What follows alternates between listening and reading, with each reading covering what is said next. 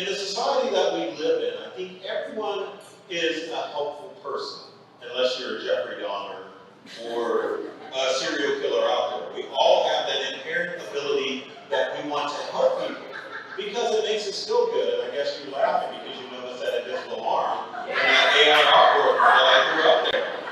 But when we help people, we start to create a camaraderie with the people in our lives. People love people that help each other out, because when you have a problem like Vanilla Ice, you want someone to come solve it. Also, if you're religious, you've got the good Lord and Jesus saying that you need to help people out. Nothing like Buddy Christ saying, hey, you need to help your fellow man. And when you help people, it just makes you feel good to get you forward. You're like, man, I helped somebody out. But unfortunately, there's a dark side to that. I help people out because I was always that little short kid that never got picked to be on any team. And I know a lot of you suffer with that too, that you help people out because you want to belong, because you know that if you give something back, then people are going to include you in their lives. But the problem with that is that it starts to cause heartache, because people just fucking suck.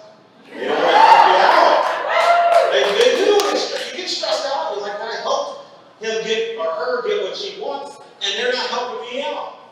People suck. They're just selfish. They just want to take. And we live in a society where people are enabled and feel like they're justified from taking things from you. Ever loaned anybody money? Did you ever get it back? Nope.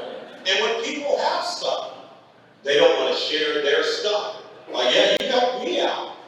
But you're like, come on, give me some of that love. I'm like, that's for you. I'm helping you out. I got what I want. And it just causes heartbreak when you take the time to help people out, doesn't it? How many friends have you had and lost because you helped them, and then they weren't there when you needed help? It causes issues, and it causes chaos in your life. And don't feel sorry for that dog you're looking at. Like your friends that just make your lives chaotic because they won't help you out. So there is something that you should be aware of. Empathy burnout is a real thing. Can I get an amen? That's why I have the mentality of that you need to stop helping people. I want you to remember anything from this speech today.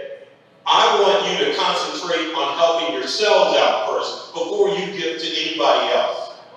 Because you cannot pour from an empty cup to help people out. You've got to fill your cup first. And in life, that is your number one job, is to fill your cup. I want you to be able to look in the mirror at yourself every day and say that I know that I am somebody and that I am worthy of being a person.